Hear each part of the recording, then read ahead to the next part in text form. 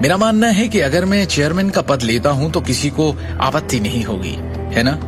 टोकस के ये शब्द एक ढोल की तरह लग रहे थे जो सभी के मन में गहराई से उतर गए, जिससे वो चुप हो गए। ये एक्विजिशन के दस्तावेज हैं, प्लीज आप सभी एक बार ध्यान से पढ़ लीजिए। इतने में वहां मौजूद सभी एक ही दिशा में देखने लगे और पीछे से करण निकलकर सामने आया। विक्रम ने उसे ज़हीन नजरों से देखा। मैं हूं करण नारंग, लेकिन मैं ये नहीं समझ पा रहा हूं कि आपको मुझसे क्या काम है मिस्टर विक्रम टोकस? करण ने झुंझलाहट भरी आवाज में ईमानदारी से कहा। अब मेरा मतलब है विक्रम सर। विक्रम ने बिना कोई प्रक्रिया दिए उससे पूछा, कंपनी में आपकी क्या पोजीशन है? और इतनी बड़ी कंपनी के मुलाजिम होने के नाते आपको इतना भी नहीं पता कि बिना बारी के बोलना सही नहीं?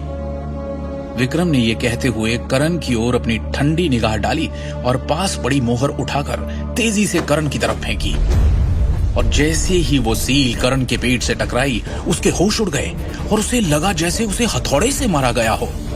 जैसे ही उसके पेट से दर्द ऊपर की ओर बढ़ा, उसने बैठक से पहले खाया हुआ सारा खाना कॉन्फ्रेंस रूम की टेबल पर उल्टी कर दिया। करण गुस्से से भड़क उठा, क्योंकि उसे लगा था कि विक्रम ने उसके साथ अन्याय किया है और सबके सामने उसे अपमानित किया है। हालांकि उसने विक्रम को अपनी आंखों में शुद्ध घृणा के साथ देखा, लेकिन उसने विरोध का एक भी शब्द कहने की हिम्मत नहीं की। उसे अभी भी समझ नहीं आया कि रायजादा ग्रुप का ये सेक्रेटरी उसे क्यों निशाना बना रहा है।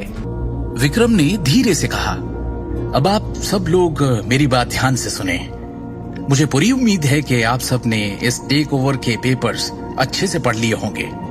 हमारे रायजादा परिवार ने नारंग के आभूषण समूह से बड़ी संख्या में शेयर और संपत्तियां क्यों खरीदी, इसका कारण ये है कि हमने नारंग के आभूषण निगम की क्षमता को समझा और उसमें इंटरेस्ट दिखाया है, क्योंकि इसके पास महान विकास मूल्य है।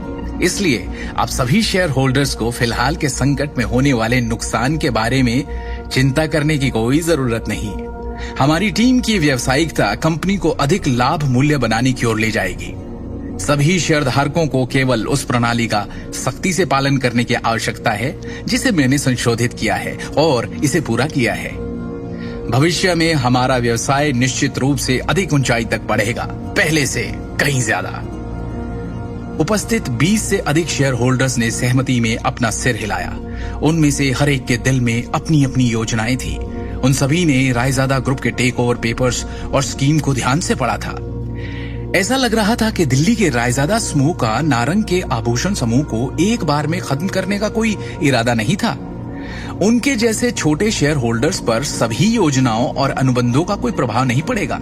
इस प्रकार वो अभी भी पहले की तरह प्रॉफिट में शेयर्स का आनंद ले सकते हैं। इसके अलावा इस योजना ने उन्हें परोक्ष रूप से रायजादा ग्रुप का हिस्सा भी बना दिया, जो अपने आप में बहुत बड़ी बात थी। वो ये भी देख सकते थे कि हालिया संकट स्पष्ट रूप से अजीत नारंग और करण नारंग की तरफ इशारा कर रहा था और उन्हीं पर लक्षित था। और इसका नतीजा ये होगा कि इन दोनों कार्यकारी निदेशकों को जबरदस्त नुकसान हुआ था।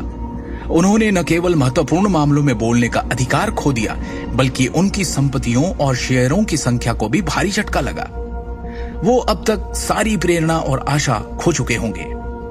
हालांकि एक व्यक्ति जिसे सबसे बड़ी हार का सामना करना पड़ा, वो था नारंग परिवार का तीसरा भाई, अमिताभ नारंग। उन्होंने न केवल डायरेक्टर्स बोर्ड का सारा नियंत्रण खो दिया, बल्कि उनकी प्रतिष्ठा भी चरमरा गई थी।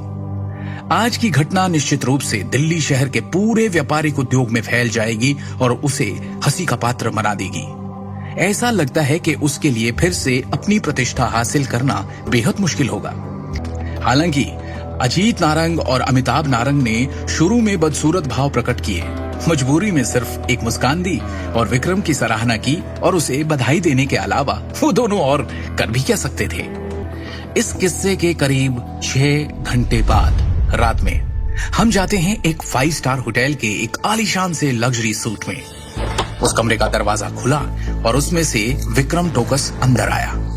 उसकी चाल में नारंग के सामने वाला रोब नहीं, बल्कि एक नरमी है। उसने अंदर आते ही झुककर नमस्ते कहा और धीरे से चाय की मेज के सामने सम्मान पूर्वक खड़ा हो गया, जैसे कि किसी व्यवस्था की प्रतीक्षा कर रहा हो। उसके सामने सोफे पर कोई बैठा है, जिसने हाँ में सिर हिलाया और विक्रम ने अपना लैपटॉप खोलकर उस इंसान के सामने रख दिया।